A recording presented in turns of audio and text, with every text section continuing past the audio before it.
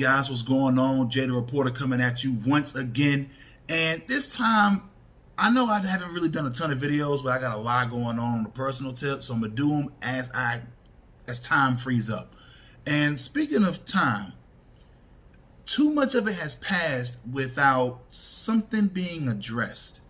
So the Chad Wheeler situation, we've all heard about it at least once. And to me, that's the biggest problem. Now, for those who don't know who Chad Wheeler is, he was an offensive tackle out of USC, drafted by the Giants, then signed by the Seahawks, and then released because he didn't learn a key lesson in his early developmental years about keeping your hands to yourself. So what he went ahead and did wasn't the first time he's done this. For those of y'all who don't know what happened, on January 22nd, he assaulted his girlfriend, and just for anonymity purposes, I'm not going to use her name, but he literally beat her and choked her an inch away from her life. And for people who think I'm exaggerating, out of his own mouth, he says, "Oh, you're still living?" as she comes back conscious and gets up and runs to the bathroom to check the damage and then call the police. So the fact that he was conscious enough to say, well enough mentally to say, "Oh, you're still alive," that lets me know that you were intending on killing this woman. And for people who thinks that there's, oh, we gotta, take care of his mental health. All right, look, I get it, mental health and all that. I understand it. But when it goes to this depth, there's no rehabilitation for something like this. All right, so let's lay it out plain. Lay it out plain flat. Let's lay it out. The injuries to this woman, okay? She had injuries to her face, eye, throat, and lungs.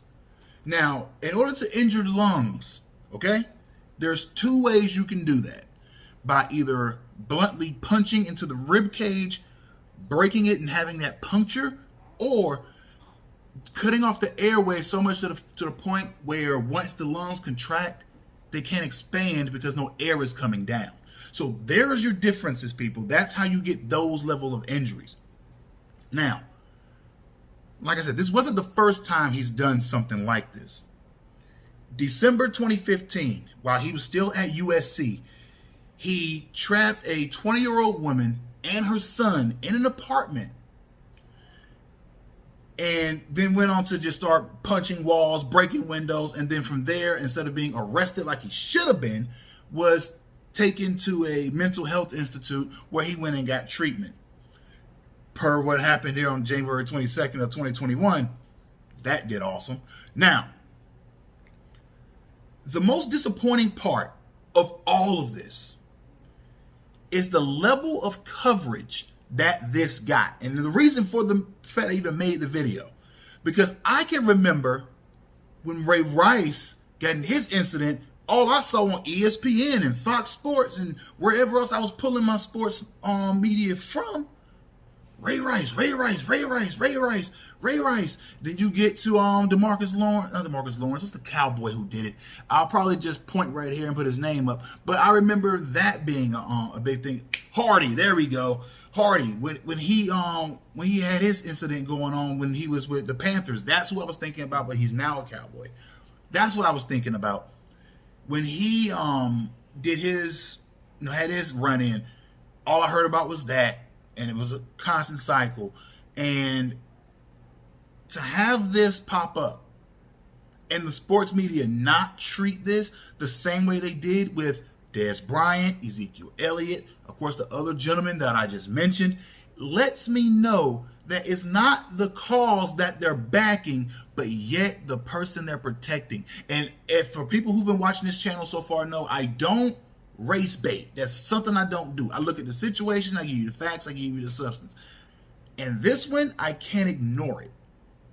Because the only difference between what Ray Rice did and anyone else, and of course, no one's talking about what he's done in his life to recoup and, bring things back to where it is, to the level it is. If you don't know, check out my boy Flemlo Rap's video about Ray Rice and his road to redemption.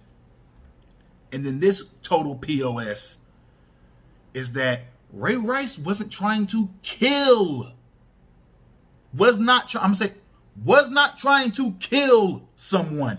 This man was trying to kill someone.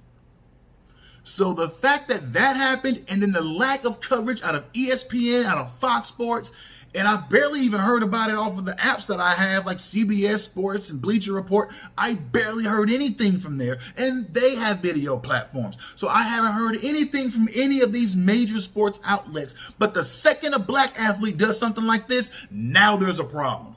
Now, if you don't notice anything like that, so for any other like social justice type of thing that they want to push on these sports media outlets, miss me with it. Because you who want to sit here and say, oh, we want to protect the black athlete, we want to but the black people. I said, look, this is a black woman who literally lost her life at the hands of somebody who had no business being in the general public.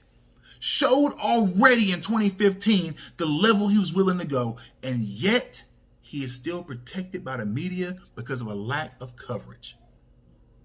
Shame on these outlets. But guys, let me know what you think about this situation down in the comment section below. Also, don't forget, like, share, comment, and subscribe to the video. My name is Jay the Reporter, signing out. Peace.